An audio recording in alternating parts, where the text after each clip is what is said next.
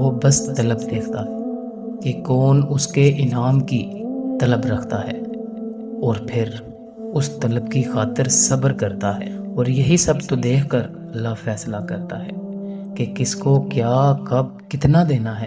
اور جو انسان اللہ کی اس آزمائش پر پورا اتر جاتا ہے اور بے پناہ غموں اور تکلیفوں کے بعد بھی اللہ سے مانگنے نہیں چھوڑتا، تو پھر اللہ اسے غیب سے عطا کرتا ہے، اور پھر اللہ آپ کو خواب کی صورت میں اشارے دیتا ہے۔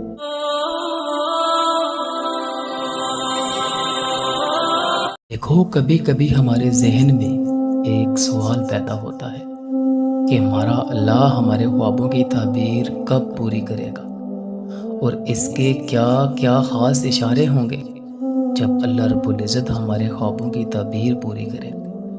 تو دوستو جان لو، جب اللہ رب العزت آپ کے ادھورے خوابوں کو حقیقت میں پورا کرنا چاہتا ہے تو جو خواب سچے ہوتے ہیں تو ان کے لیے اللہ یہ 4 خاص اشارے ظاہر کرتا ہے۔ اور جان رکھو کہ اس کائنات میں کوئی ایسی چیز یا انسان نہیں کہ جو جان سکے کہ آپ کی لائف میں آگے کیا ہوگا یا آپ کا آنے والا وقت کیسا ہوگا، مگر ایک ایسا اشارہ ہے جو اللہ نے رکھا ہے، وہ ہے آپ کے خواب۔ خواب کیا ہے؟ خواب ایک ایسا اشارہ ہے جس کے ذریعے اللہ رب العزت کی طرف سے آپ کو رہنمائی ہوتی ہے کہ آپ کا آنے والا کل کیسا ہوگا، اور اللہ رب العزت نے آپ کی تقدیر میں، آپ کے نصیب میں کیا لکھا ہے۔ مگر دیکھو، کچھ خواب کی تعبیر طویل ہوتی ہیں اور کچھ خوابوں کی تعبیر فوراً۔ اور دیکھو، آپ کچھ نہیں جانتے، وہ سب جاننے والا ہے۔ ہر چھپی اور ظاہری چیز کا وہ بہت زبردست ہے، نہایت رحم کرنے والا ہے۔ اللہ رب العزت جانتا ہے کہ آپ کے ساتھ آگے کیا کیا ہونے والا ہے، وہ جانتا ہے کب کب آپ ٹوٹیں گے، وہ جانتا ہے آپ کب کب دھوکے کھائیں گے، وہ جانتا ہے کب کب آپ تھک ہار کے ٹوٹ کے رو دھو کے بالآخر اسی کی طرف ہی لوٹ آئیں گے۔ وہ آپ کو بار بار قرآن میں یہی سب تو یاد کرواتا ہے کہ آپ نے بالآخر اسی کے پاس آنا ہے، آپ کی زندگی بھی اسی کے ہاتھ میں ہے، تو پھر کیوں اسے چھوڑ کر پھر کہیں اور متوجہ ہو جاتے ہیں؟ کیوں خواہشات کے پیچھے بھاگنے لگتے ہیں کہ پھر واپس اللہ تک آنا مشکل ہو جاتا ہے؟ اللہ کو صرف یاد رکھنا ہی اتنا مشکل کیوں ہے ہمارے لیے؟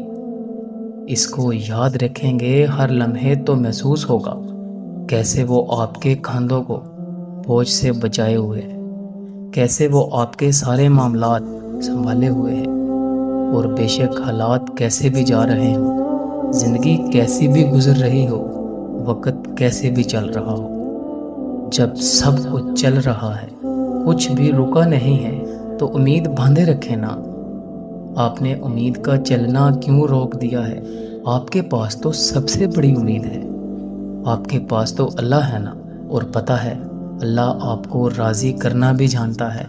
یہ سب ایسے ہی ہونا ہے، یہ طوفانوں سے گزرتا قافلہ چلتے چلتے جب اپنی منزل پر پہنچ جائے گا تب آپ راضی ہو جائیں گے، کیونکہ اللہ تعالیٰ نے مجھے تو یہی بتایا ہے کہ عنقریب تمہارا رب تمہیں اتنا دے گا کہ تم راضی ہو جاؤ۔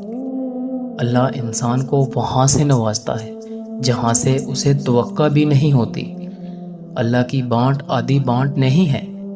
اللہ اپنی نعمتوں کے بانٹنے میں فیورٹزم والا معاملہ نہیں کرتا کہ فلاں کو دنیا اچھا سمجھتی ہے تو اسے ہی عطا کرنا ہے، اور فلاں کو دنیا اچھا نہیں سمجھتی تو اسے دھتکارنا ہے۔ اللہ بس نیتیں دیکھتا ہے۔ اللہ بس یہ دیکھتا ہے کہ کسی کے دل میں اللہ کے لیے کتنی محبت ہے، اور کون اس چیز کو پانے کی زیادہ شدت رکھتا ہے جو وہ اللہ سے مانگ رہا ہے۔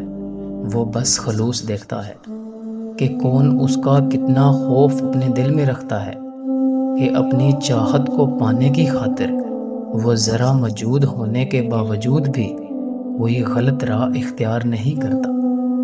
وہ بس طلب دیکھتا ہے کہ کون اس کے انعام کی طلب رکھتا ہے، اور پھر اس طلب کی خاطر صبر کرتا ہے، اور یہی سب تو دیکھ کر اللہ فیصلہ کرتا ہے کہ کس کو کیا کب کتنا دینا ہے۔ اور جو انسان اللہ کی اس آزمائش پر پورا اتر جاتا ہے اور بے پناہ غموں اور تکلیفوں کے بعد بھی اللہ سے مانگنے نہیں چھوڑتا، تو پھر اللہ اسے غیب سے عطا کرتا ہے، اور پھر اللہ آپ کو خواب کی صورت میں اشارے دیتا ہے۔ اور یاد رکھیں کہ جب اللہ دینے پر آتا ہے تو اتنا دیتا ہے کہ انسان کا دامن تنگ پڑ جاتا ہے، لیکن اللہ کی نعمتوں کی روحانی نہیں رکتی، جسے قرآن کہتا ہے، اور اللہ جس کو چاہتا ہے بے حساب دیتا ہے۔